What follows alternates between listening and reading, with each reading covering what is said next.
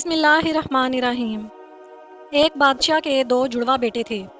بادشاہ اپنے دونوں بیٹوں کو بہت پیار کرتا تھا اور اسے وہ دونوں بیٹے بہت عزیز تھے، مگر ولی عہد تو دونوں میں سے ایک ہی کو چننا تھا۔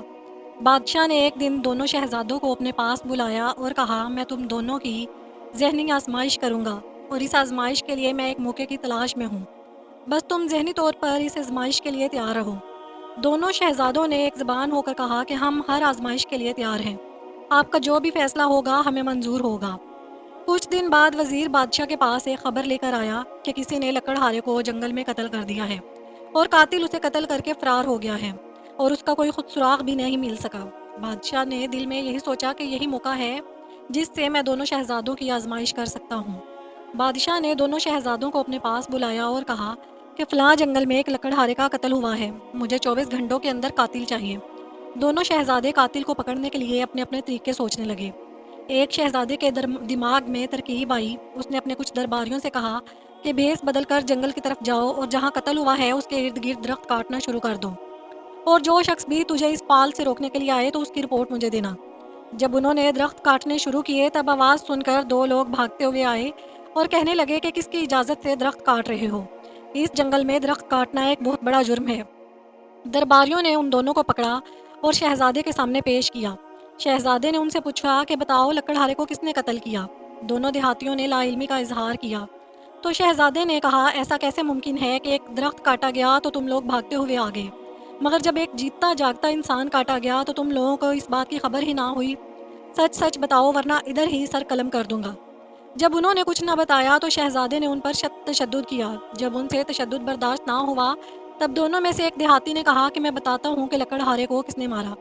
میں جنگل سے گزر رہا تھا تو ایک کسان خنجر کی مدد سے لکڑہارے پر حملہ کر رہا تھا۔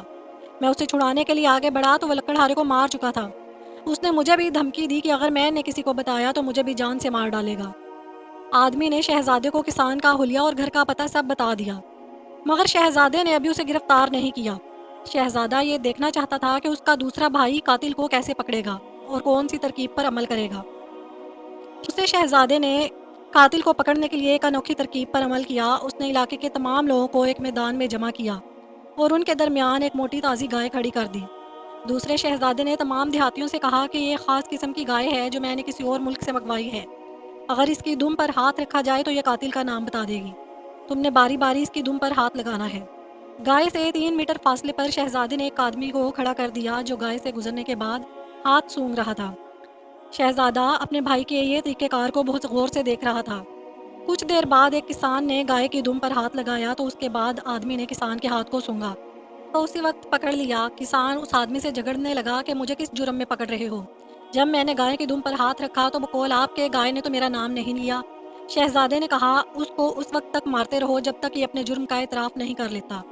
ابھی کسان کو 2 کوڑے ہی لگے تھے کہ اس نے اپنے جرم کا اقرار کر لیا۔ کسان نے بتایا کہ یہ لکڑہارا چھپ کر میری بیوی سے ملتا تھا، جب مجھے اس حقیقت کا علم ہوا تو میں نے بیوی کو طلاق دے دی اور لکڑہارے کو موت کے گھاٹ اتار دیا۔ پہلے شہزادے نے دوسرے شہزادے سے کہا کہ میں جانتا ہوں کہ یہ قتل کسان نے ہی کیا تھا، مگر ایک بات کی مجھے سمجھ نہیں آئی کہ تمہیں کیسے پتا چلا، کیونکہ گائے نے تو کسی کا نام نہیں لیا تھا۔